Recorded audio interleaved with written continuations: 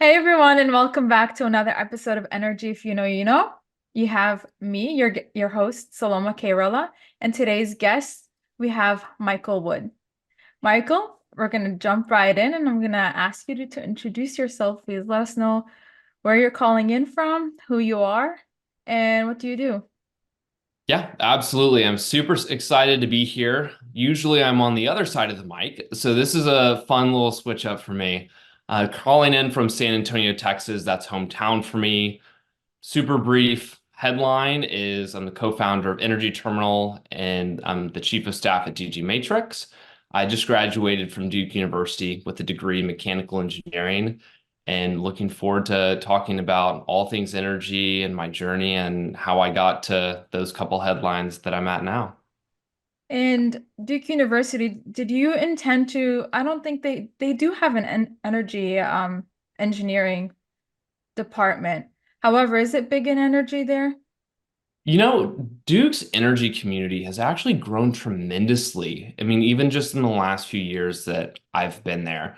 I came into Duke not being focused on energy. My family background is in the energy industry. I'm being from San Antonio in South Texas. Hmm. There's so much of an energy industry presence, and a lot of my family was working in oil and gas. So I'd Hmm. always been kind of energy adjacent.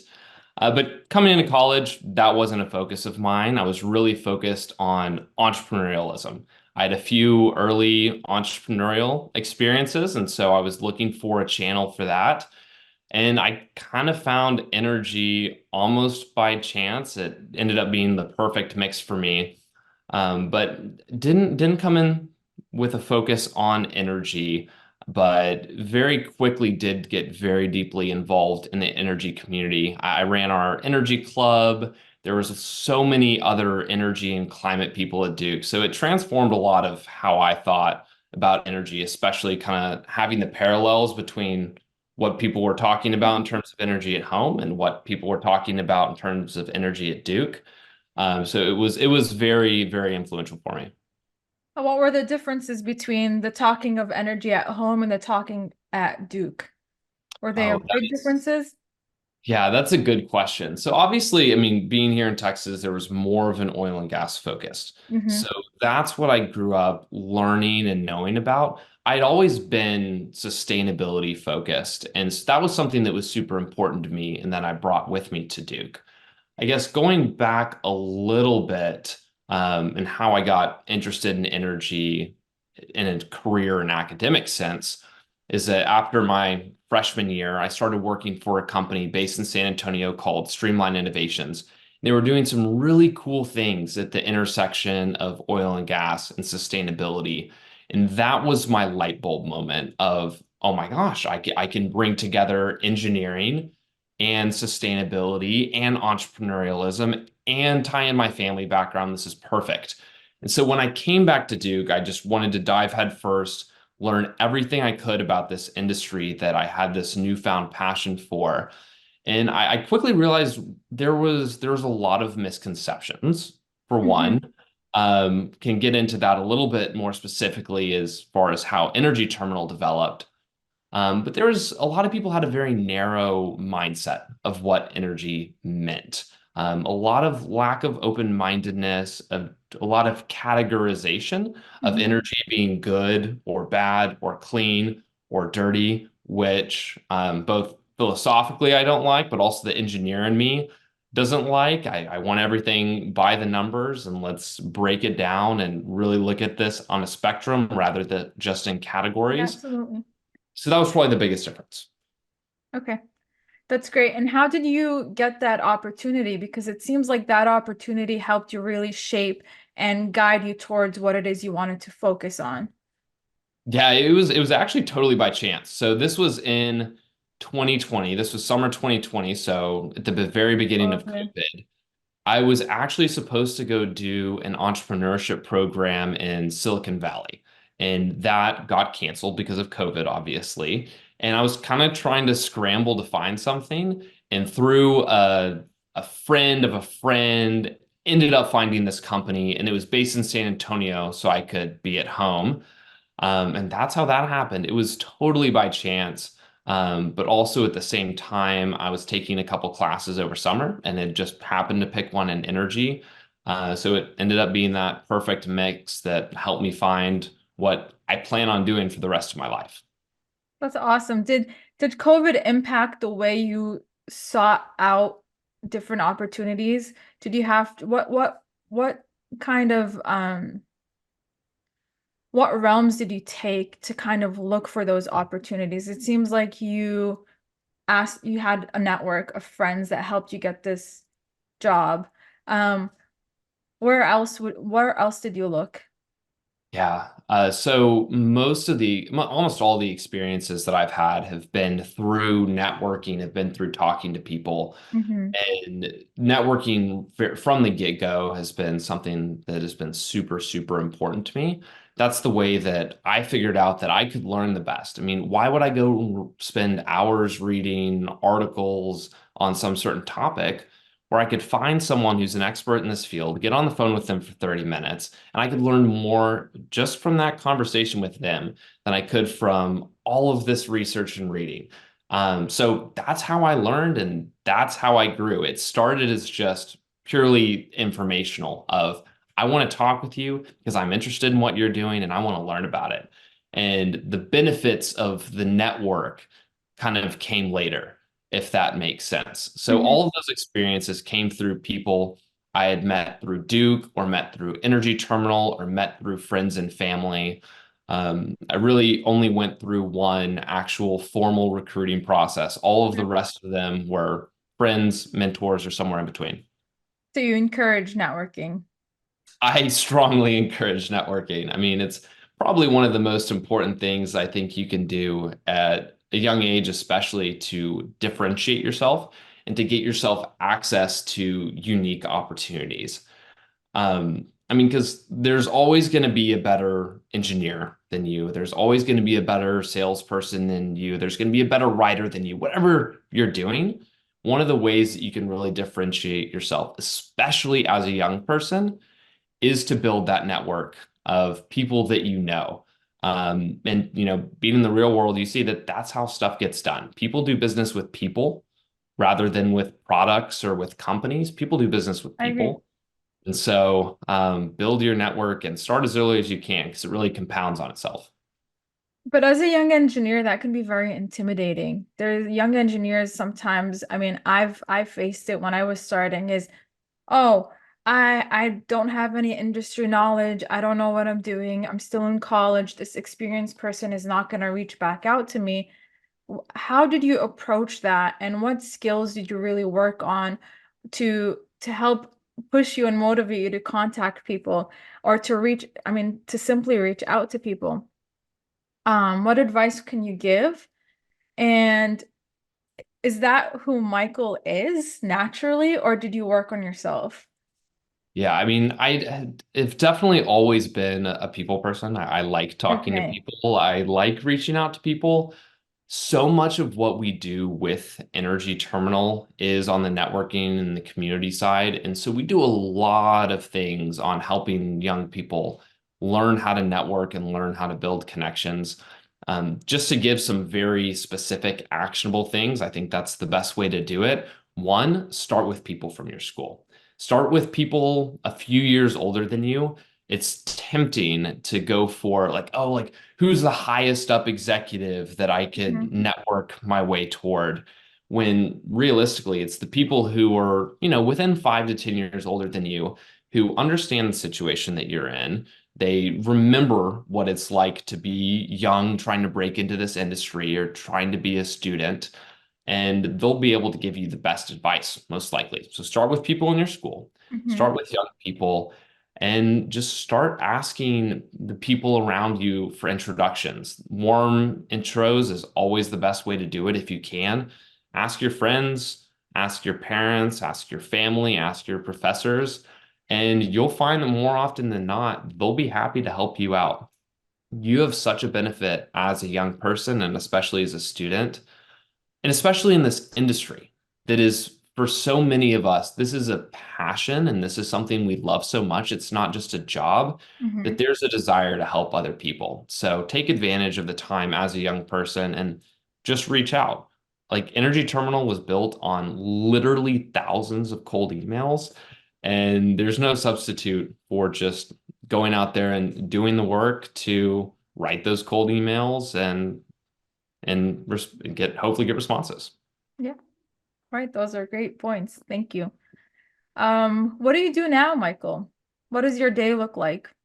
Yeah, absolutely. So since I graduated from college in May, in July I started working for DG Matrix, which is a company commercializing power conversion technology, Okay. specifically for EV charging, microgrids, and data centers. It was a really, really unique opportunity. So a mentor of mine that I met in college, actually through Energy Terminal, had another job offer, and he basically called me up and said, "Hey, Michael, I've got this awesome thing that I'm building. I want you to come work on it with me." And so I joined really early in this company's life.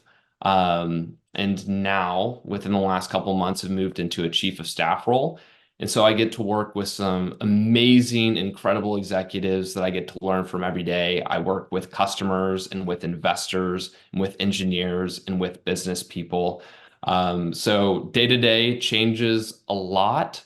That's what I'm doing and absolutely love it. I mean, would say to any young person, seek out the team and the people that you want to work for more than anything. And also being able to have such a dynamic role where you have more responsibility than maybe most people do your age, can be really exciting. It's going to push you out of your comfort zone every single day, but you're going to learn and you're going to grow and you're going to be much better for it. So that's what I'm spending my time doing. And how has the growth process been in the last couple of months? It's been really good. I mean, I I mean, personally for thankfully, yourself. yeah, I mean, back to the people. That's how I learn best. I love working with people and I learn from people. So it's always challenging adjusting to a new position or a new company or learning something new. But having the support of, I mean, both within the company, having the support of these incredible executives and the CEO, who I have a great relationship with, to help me learn and grow, as well as a network of friends and mentors who can kind of give me the support and the advice and the guidance, has been really helpful. So it's a learning experience every day. I mean, half the time it feels like crazy. You might feel like you have no idea what you're doing and what's going on. But that's how you learn, and that's what excites me, to be honest. And how is the learning within the company? Is it all on you, or do they have a training program? How were you intimidated by joining in a startup, a small company, and not having that support? That's a great question. And I think part of it is just I just didn't really know anything else. I mean, my career experiences had been working for a few startups. I Okay. did an internship with BP, which is obviously totally other end of the spectrum. But even there, I mean, I had a lot of autonomy to work with our team on kind of a pretty self-designed project.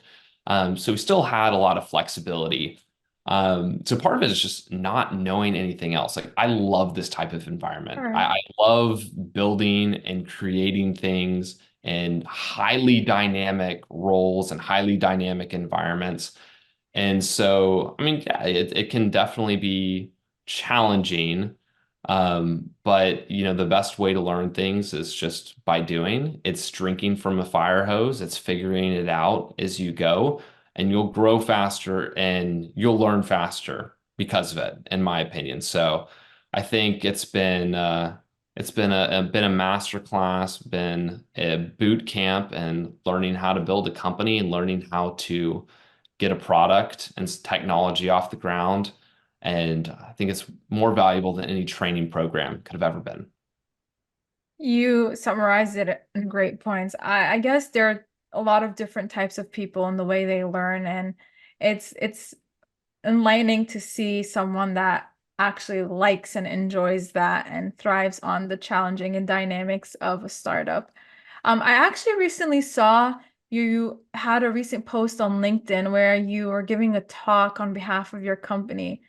How was that, first of all? And two, again, you do like to talk to people, but how do you prepare for talks? I mean, talking in college classrooms is way different than talking on behalf of a company. So how did you prepare for that? What kind of skills are needed? And what advice would you give to Gen Zs that are listening? Yeah, you're totally right. And so yes, for some context, I gave a presentation at Clean Tech Forum North America conference a couple weeks ago in San Diego, presenting about DG Matrix's technology to a bunch of investors and other startups, and absolutely loved it. Had a great time doing it. I would credit most of that ability and that learning to Energy Terminal. I mean, I listen to like every once in a while, I'll go back and listen to our first few podcast episodes just to see how far we've come and how much we've grown. And I'd credit that as the most important thing in learning how to be comfortable speaking, comfortable in front of an audience. And then as far as like the actual preparation, um, again, I feel like I said this several times, but there's just no substitute for doing things. So just there, you never know how you're gonna feel until you actually get out in front of that audience. You get on stage, the note cards are in your backpack, they're away, and you're just out there and everybody's looking at you. You don't know how you're going to react and how you're going to present yourself until you get into that moment. So the more that you can find opportunities to do that, even on a small scale, whether that's presenting to your college class or presenting to a club or speaking to hundreds or thousands of people, actively seeking out opportunities that are going to give you exposure to things like that, especially if it makes you uncomfortable, Mm-hmm. um, is the best way to do it. Okay, that's great. So it seems like always seek situations where you're uncomfortable to continue that growth process of yours. Yeah, absolutely. I gave a talk this morning at my middle school, believe it or That's not, as like an awesome. alumni speaker. Yeah, that was super fun. But that's exactly what I talked about, is about taking chances and trying new things, being brave, being bold, being adventurous. That has always kind of been my personality. I like to be adventurous. I like to take risks. I like to start new things. And I think it's been a huge benefit for me. I mean, I'm sure when I was little, it drove my parents absolutely crazy having to deal with like mischievous little Michael running around doing crazy things. But now I see that as Yeah. one of the biggest advantages and biggest strengths. Looking at like my earliest entrepreneurship experience, I started a fishing lure company when I was 9 years old, and literally just no fear. I took a stack of fishing magazines and emailed all of the editors like, "Hey, I'm 10 years old. I started this company and I want to get an ad. What is an ad? How do I get one?" And so just being fearless and taking chances, you never know what's going to come out of it. I mean, everything's a chance. So just try. Who do you look up to? Who around you has that kind of attitude that you've not mimicked, but kind of idolized and followed through? That's a great question. I think there's different people that I look up to for different things. I mean, Okay. starting off with my family for one, in terms of hard work and dedication, I think of my grandfather. I mean, he was Okay. one of my role models. He worked in the energy industry, and just seeing the way that he worked so hard, but also had the flexibility to think of new ideas and to be open to new perspectives was really inspiring. Um, I look toward um, I look toward like the people that I'm working with now at DG Matrix. I look toward our CEO, who's been a mentor for me far before I started working for him. And just so many other people. I mean, I could name a bunch of names in the industry, but the in the early days of Energy Terminal, when we were just starting out, just trying to get off the ground, trying to figure out what we were doing, And we had no idea what we were supposed to do. I reached out to a lot of, well-known energy podcasters who had shows that, we would all recognize, and expecting most of them to not respond. And just the outpouring of support and advice and guidance that I got from all of these people who were, in my eyes, industry icons was so inspiring. So, too many to name, but I really kind of view it as a lot of different people who have, Mhm. inspired me in different areas. But I think that's the beauty of the energy industry, especially being based out of Houston, is everyone who's willing to help. Even if two people are selling the same product, they will support each other and market for each other. And that is something that I absolutely love. Yeah. So I'm not shocked that you got that support. Can you tell us how and where Energy Terminal came from? Yeah, absolutely. So I'll start with one place that's right in Houston, and that would be Greentown Labs. So the summer after my sophomore year, I was interning with a Greentown Labs startup. And I don't remember the exact scenario. I think I'd just gotten off a few sales calls that had ended with maybe some colorful language on the other side of the phone. And Yeah. I was just kind of sitting there thinking, oh my gosh, like, what am I doing? And I looked around and I had this amazing community of like 20 or 30 of the coolest and smartest founders that I'd ever met. And so I literally just walked around tapping on shoulders and got incredible advice from these like small snippets of conversations that really helped me grow a lot. And that was one of the best parts of being there for the summer. And that, coupled with a lot of realizations about misconceptions that I saw people at Duke having, the two biggest ones were the energy industry is just too complicated. I don't know where to get started. And the second one is I'm not an engineer. What can I do in energy industry? So those misconceptions and wanting to do something to fix that, coupled with this experience that I had at Greentown of talking with these amazing founders, was how do I bring these conversations to the people that need to hear them? And podcast sounded like the right way to do it. And so joined forces with my co-founder, Hope Pratt. We started the podcast we launched in February 2022, started the process of building the company probably about 6 months prior. Another really key inflection point about October, November of 2021 was when we met our sponsor, Energy Dialogues.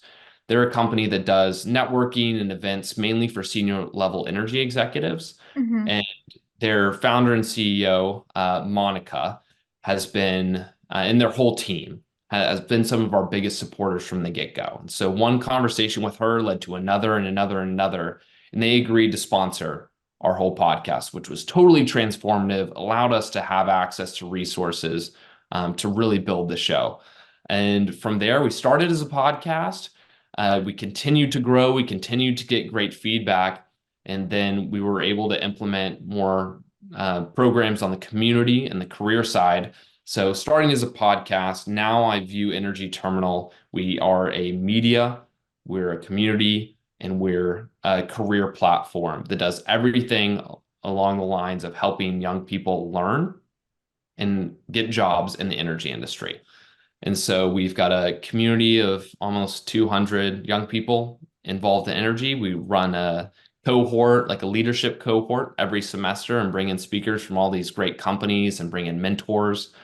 We launched another podcast series that profiles Gen Z energy leaders, and we have some exciting stuff in the works on the career side. We're going to be working with some amazing companies, and it's been a really incredible journey that has come about really organically. That started from a passion of wanting to fix some problems that we saw, and grown into a vehicle in which I'm super proud that we've been able to help a lot of people. That's incredible. That is absolutely incredible. And have you seen the help? Have you seen people really um flourish from Energy Terminal? Yes, absolutely. This That's is the always the best. best. It's the best part. It's the best part when you get those LinkedIn messages of, "Hey, I listened to your podcast episode, I connected with the guest, and I ended up getting my first job in the energy industry.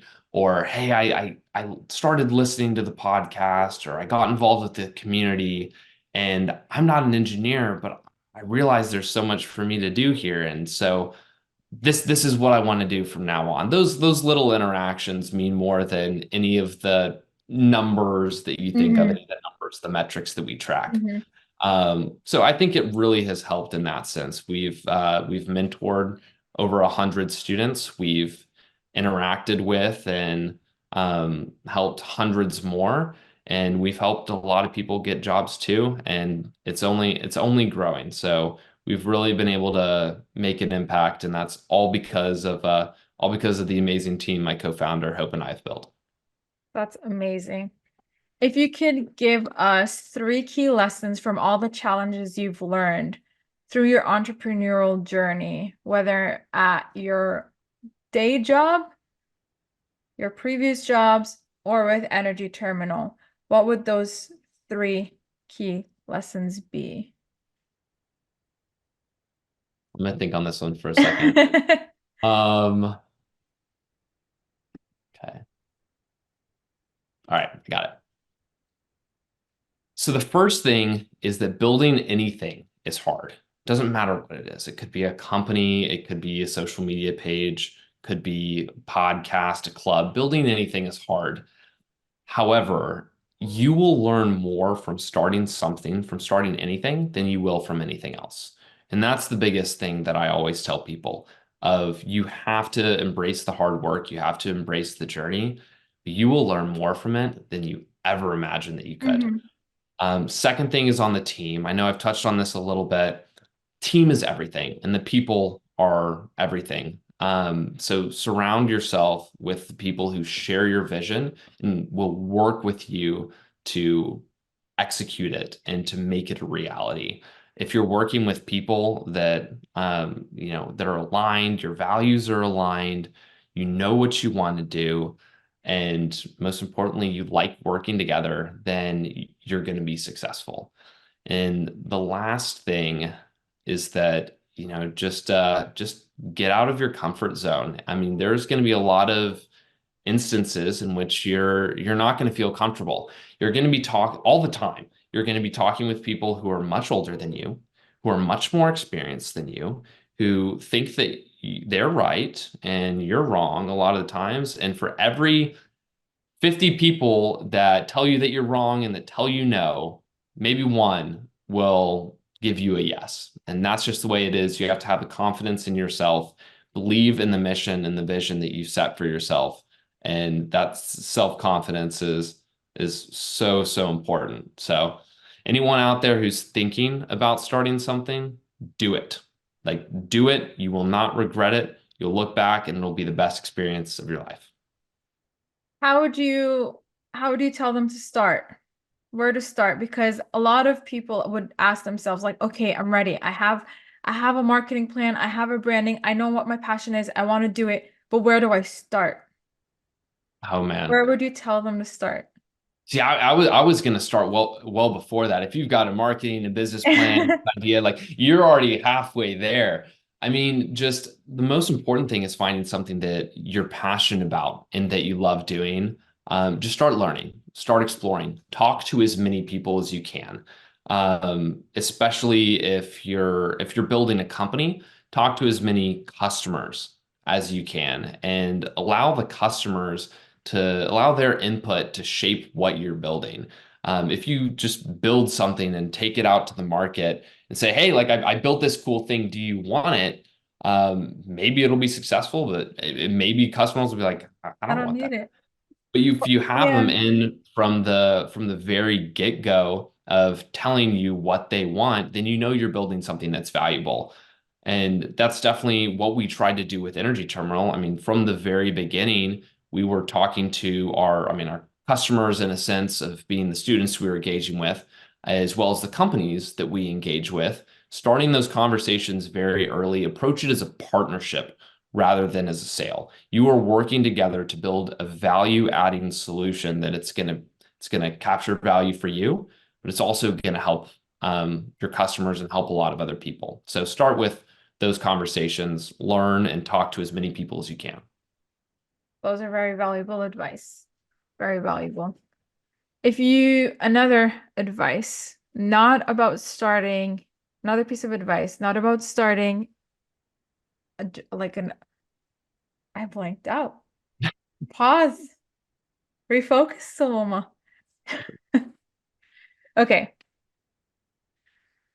If you could give, if you could give another piece of advice, not regarding starting your own startup, being an entrepreneur, but joining the energy industry.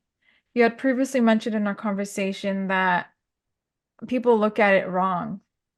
It's dirty. What are we gonna do? I don't know where the energy industry is going. What words of advice would you give young engineers or I'm scratching all of that out. I've had a long day. Oh, you're good. You're good. Okay. Okay, thanks for sharing, Michael. If you could give an additional piece of advice, not regarding the startups, but towards encouraging young professionals or young students to join the energy industry, what pieces of advice would that be?